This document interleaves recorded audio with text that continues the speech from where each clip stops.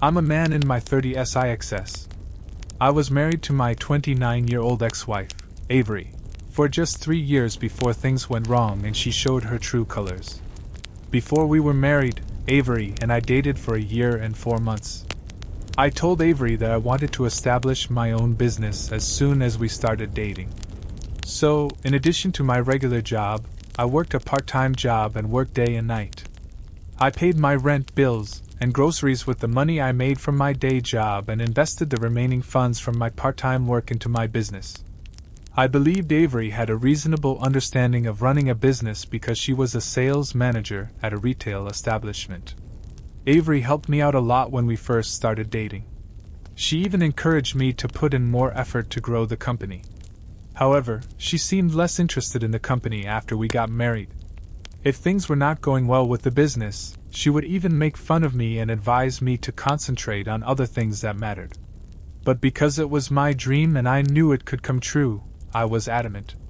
After numerous meetings and a lot of convincing, I finally got my big break in the first year of marriage when one of my affluent acquaintances offered to invest in my company.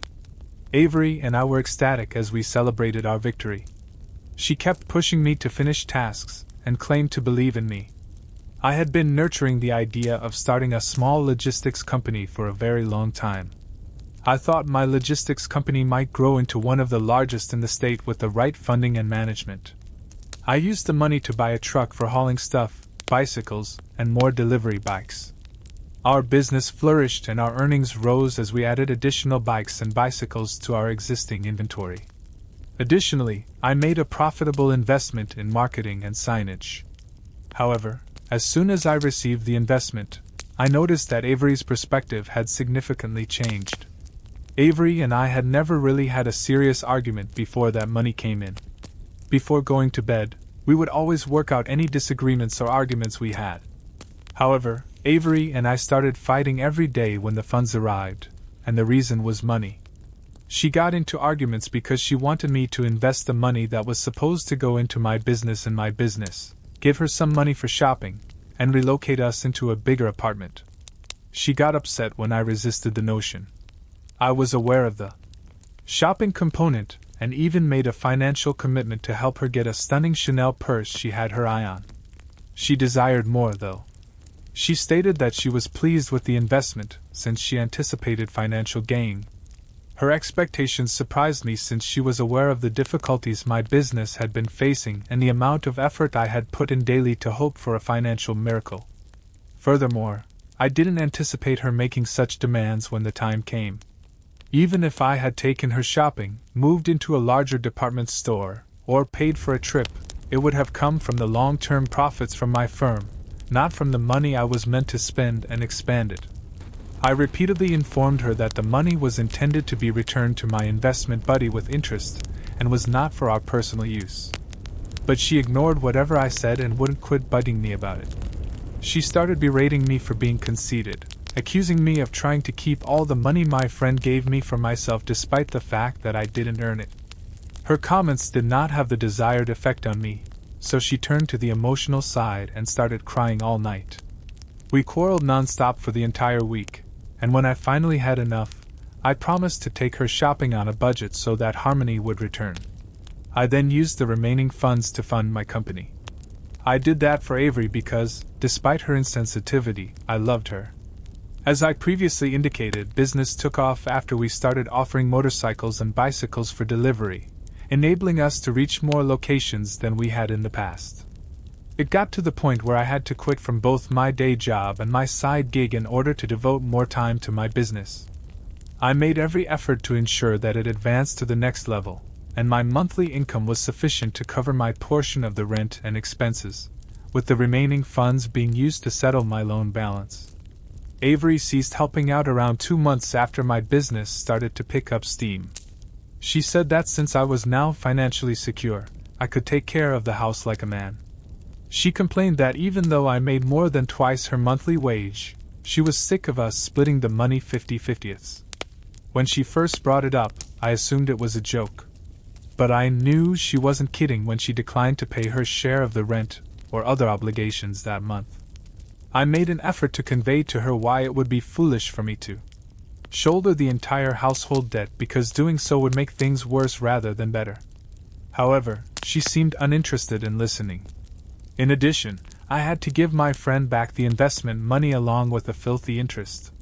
She told me that she had friends whose husbands made less money than mine, but they still took care of their wives, children, and families on their own, so why couldn't I do the same? I didn't allow this question bother me even though it seemed like a slap in the face.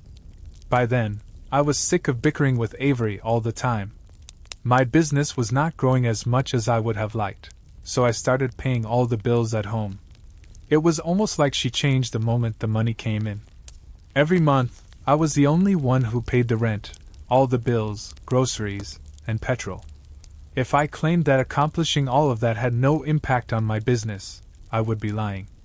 I detested the day he continued to act as though I owned the company alone.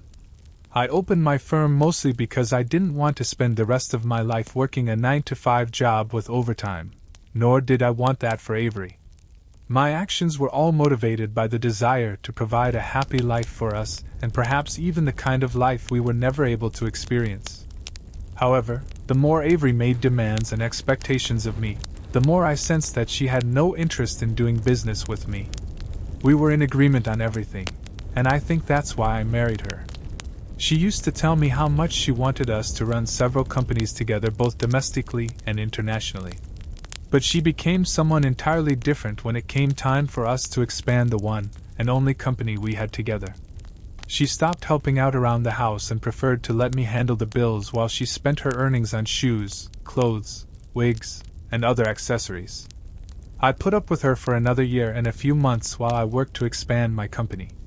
Occasionally, she would swipe my credit card and use it to make the most purchases with her buddies.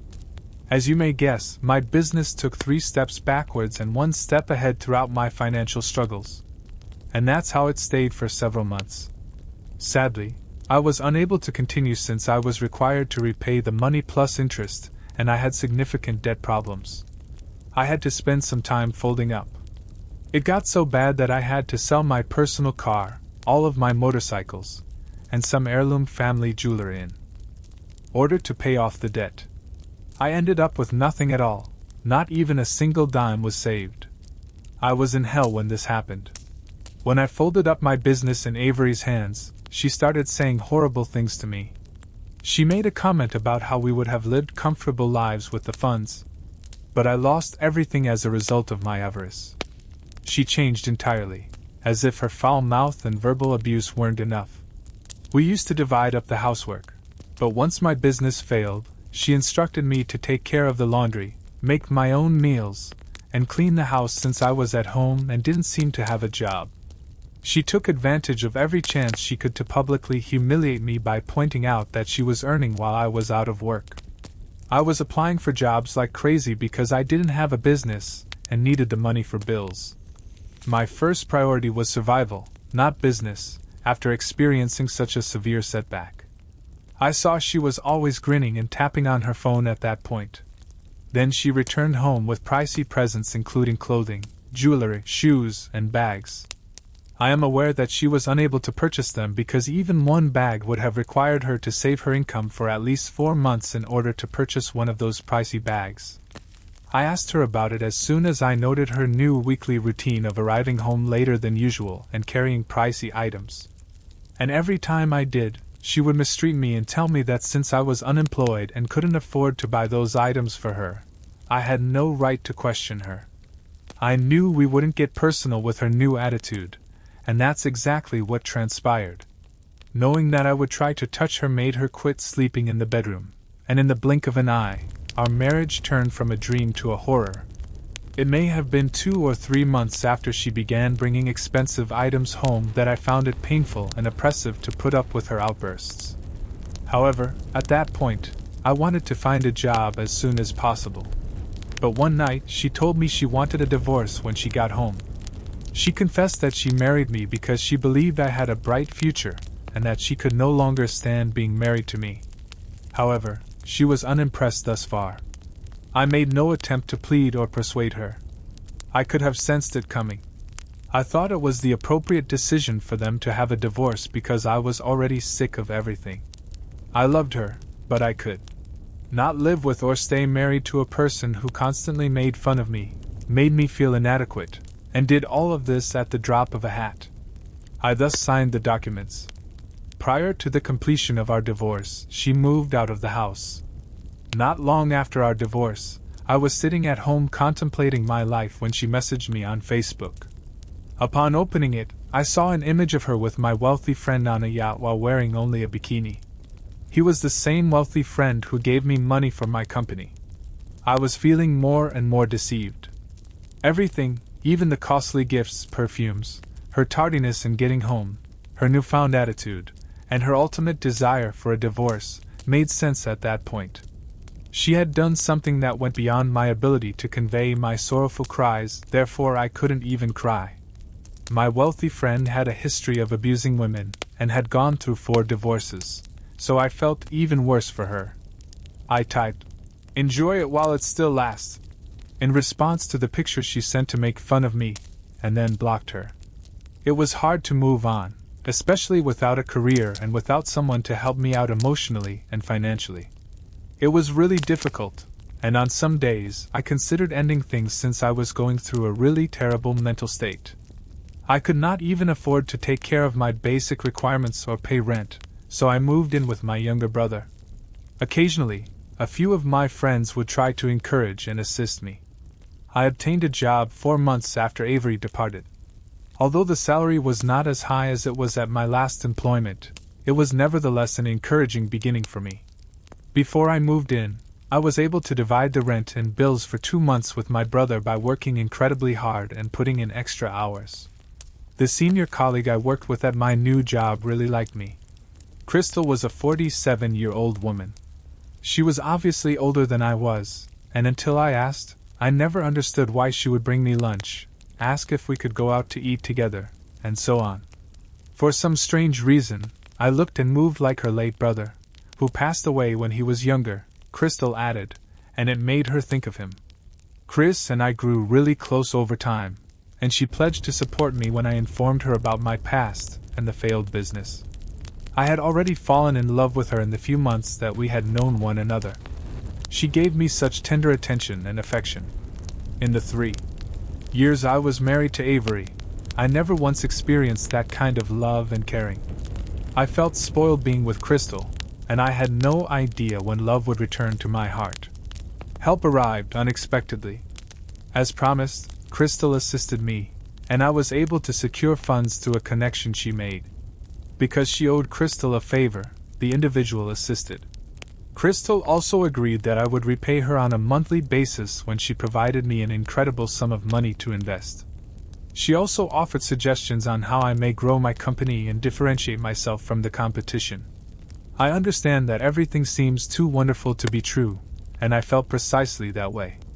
In fact, I would never have believed it if someone had told me I would recover so quickly, 9 months after Avery left me. The only thing that disappointed me was that, in my opinion, Crystal did not see me. She regarded me as her brother, whom she cherished, and she pledged to sustain me indefinitely, provided I fulfilled my end of the bargain. I wouldn't have been upset if Crystal had declined my advances because she didn't want to combine her personal and professional lives, even though she was over 11 years my senior. Although I was a little offended, I moved on and concentrated on building up my company again. I sold my bikes, so it was almost like starting over, but I didn't mind because I was enthusiastic about logistics, and it was something I truly wanted. My business took off after the termination and the offered monies, which made me really delighted. A year after Avery and I separated, just 3 weeks prior, I got a call from Avery. She expressed her want to see me. I assumed she must have been aware of my recent accomplishment. I agreed to see her because I wanted to see things for myself. I offered her to come view things for herself at the location of my company. To put salt in her wounds, I did this.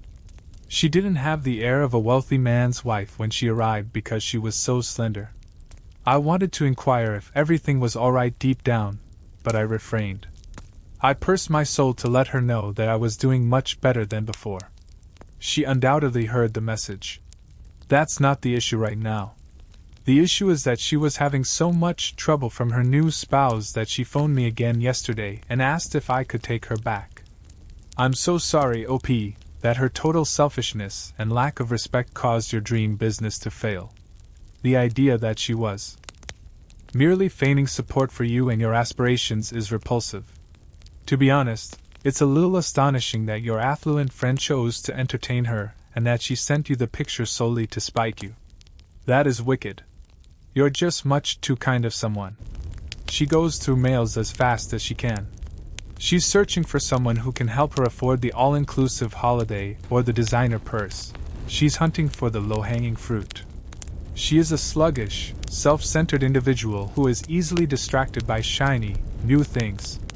Regarding your business, I'm happy that you have a person in your life that genuinely believes in you. Keep your attention on your business. This is now your child. Keep moving forward and avoid becoming sidetracked by people of the other sex. First update: I appreciate all of your feedback. I'll address a few of the often asked questions in my initial post. First of all, no, I'm not planning to get her back. I have merely asked for your opinions by posting this here.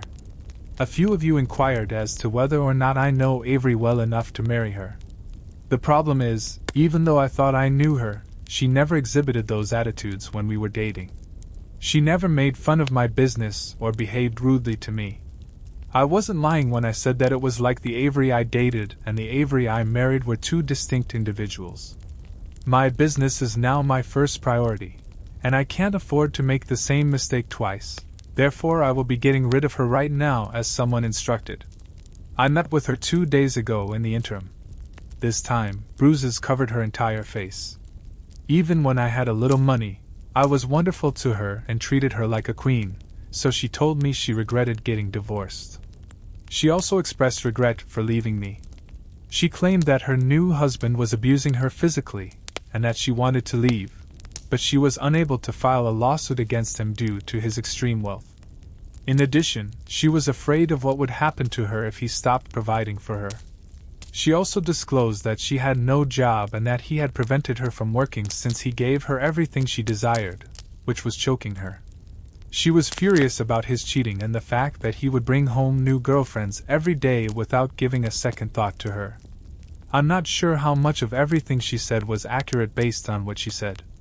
I can only vouch for what I saw on her body. She was obviously in a poor position emotionally, intellectually, and physically. In addition, she appeared exhausted, which was unlike her in the 3 years of our marriage and the 1.5 years we had been dating. I couldn't help but note how well-timed she was as she spoke. It was clear that her mistreatment had continued before my business was revived. It is likely that she experienced abuse during their first month of marriage, but she never brought it up or voiced any complaints until she learned about my business. As suggested by someone here, I chose to play with her. I saw her beg and plead with me while I explained to her all the reasons I could not have her back. She claimed to have been duped by what she saw and thought it was preferable to be a wealthy man's wife, even if he didn't love her, than to be a poor man's wife who was showered with affection. However, she had now seen her mistake. She had begged and begged, and when I urged her to allow me some time to consider it, that gave her a glimmer of hope. I can't wait to murder her or, at the very least, put her endure what I went through. I'll post again as soon as I exact my retribution. You can't go back to her, no matter how sad it makes you to learn that she's in that situation. Nobody should be subjected to physical abuse. She simply couldn't look past her own avarice, which is unfortunate since in this instance, she missed out on someone who would have genuinely cared for her. Updated again. Hello everyone. I assure you that this is not a love story coming to an end because it has already ended. I promise you that I have yet to move past her betrayal, and despite my best efforts, I have never been able to capture the look on her face when she mistreated and humiliated me during a particularly trying time. She treated me like I had no value, therefore it's fairly sad that she tried to come back to me. In any case, a month has passed. To be able to take her back, I would never be able to write down all that she had done for me. We had been chatting nonstop since the day I told her I would give it some thought, and she even shared her nude photos at my request. She seemed to be serving herself to me like a piece of silverware. 1 month was all I needed. She made everything seem so simple. She accomplished everything I asked of her in that month, even going above and beyond to blow her mind. She couldn't stop smiling and waving at me as she made her way to her car that day after I gave her a peck on the cheek. I cherished the notion that I had set her up and destroyed her unhappy marriage, as mentioned by someone else here. I knew she would, so I purposefully asked her to email me a picture of herself in her underwear. Desperate times call for desperate means, after all. After I could take no more of her lewd pictures, I recorded our conversations in which she talked about divorcing her husband and all the awful things she had said about him. I sent my pal all those screenshots of our discussions and unblocked him. "Helping you dodge a bullet, bro," was the message I left. I waited for him to see it, and as soon as he did, Avery called. When she was finally able to speak, she told me her husband had thrown her out of the house and taken everything he had purchased her since, in his words. "She came with nothing, she had to go with nothing." She was crying and breathing loudly over the phone. She claimed she was going to my apartment so we could have our official get-together like we had planned after sobbing and gathering herself. Taking advantage of the occasion, I informed her that I was the one who delivered everything to her husband and that we would never be able to be together since she was undeserving of love. She cried even harder and pleaded with me not to hurt her after hearing it. I've already done it. I threatened to have her arrested if she failed to show up at my house or business. I then cut off communication with her, and I can only imagine the anguish she's currently going through. It was really brave of her to believe she could have her cake and eat it too. I am really grateful to all of you. I sincerely appreciate your counsel and recommendations. If none of you had helped me, I could not have given her back as satisfyingly. I'm grateful. However, it's your friend who is assaulting her. He is the one avoiding the bullet. How come? Hero, I'm not sure if that's the proper thing to say. It is not fair to treat someone that way. She did leave you, but nonetheless she is. At this point, I'm not sure if playing games with her like that improves you. OP, it's better to just let sleeping dogs lie. Proceed and ascend. What, in your opinion, ought OP to have done? How do you view Op's ex-partner's circumstances? Post your ideas in the comments section below. We appreciate you coming here today.